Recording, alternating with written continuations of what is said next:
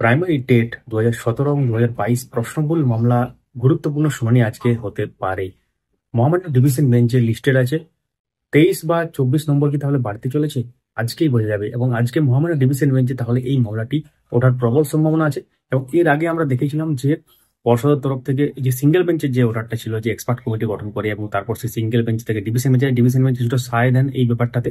এবং তার মাঝখানে আমরা দেখেছি যে কিছু প্রশ্নের উত্তর ঠিকমতো মানে এভালুয়েট করতে না পেরে, বা সেখানে কি হবে না হবে প্রশ্নগুলি বা উত্তর কি হবে সেটা আর কি পর্ষদ কিন্তু এক্সপার্ট চায় আরো, এবং সেই সংক্রান্ত ব্যাপার নিয়ে কিন্তু আরো এক্সপার্ট চাওয়ার জন্য কেসটা আবার মেনশন হয়েছিল।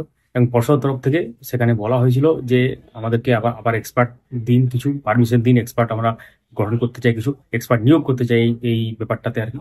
যে এক্সপার্ট কমিটি গঠন করা হয়েছে সেগুলো বাদ দিয়েও কিন্তু 3-4টা প্রশ্ন এমন ছিল যেটা পর্ষদের যারা এক্সপার্ট কমিটি তারাও কিন্তু ঠিকঠাক বুঝতে পারছে না। তাহলে ব্যাপারটা বুঝতে পারছেন তো যে কিরকম ধরনের কোশ্চেন হয়েছে।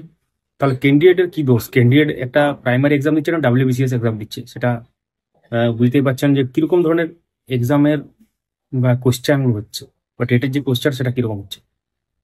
তো আজকে দেখা যাক মামলাটা কোন দিকে যায়, এবং আজকেও হয়তো এক্সপার্ট চাইতেও পারে, পর্ষদের তরফ থেকে চাওয়া হতে পারে অ্যাকচুয়ালি। তো 23 বা 24 নম্বর কি বাড়তে চলেছে সেটা কিন্তু সময় বলবে। আমার সঙ্গে যুক্ত তখন আজকের যে আপডেট আসবে সেটা আমরা এই চ্যানেলের মাধ্যমে শেয়ার করার চেষ্টা করবো। অবশ্যই আপনাদের মূল্যবান মতামত কমেন্টে জানাতে ভুলবেন না। আপনারা কমেন্টে একটা জিনিস জানাতে পারেন, কোন সালের টেট বা কোন কোন সালের টেট পাস করে আছেন। দেখতে থাকুন, সঙ্গে থাকুন, চ্যানেলটিকে সাবস্ক্রাইব করে রাখুন, পাশে বেল আইকন প্রেস করে কিন্তু অল করে দেবেন। যারা ফেসবুক থেকে দেখছেন আমাদের এই পেজটিকে ফলো করতে ভুলবেন না। ভিডিওটি লাইক করুন, সবার সাথে শেয়ার করে দেবেন। Thank you so much for watching.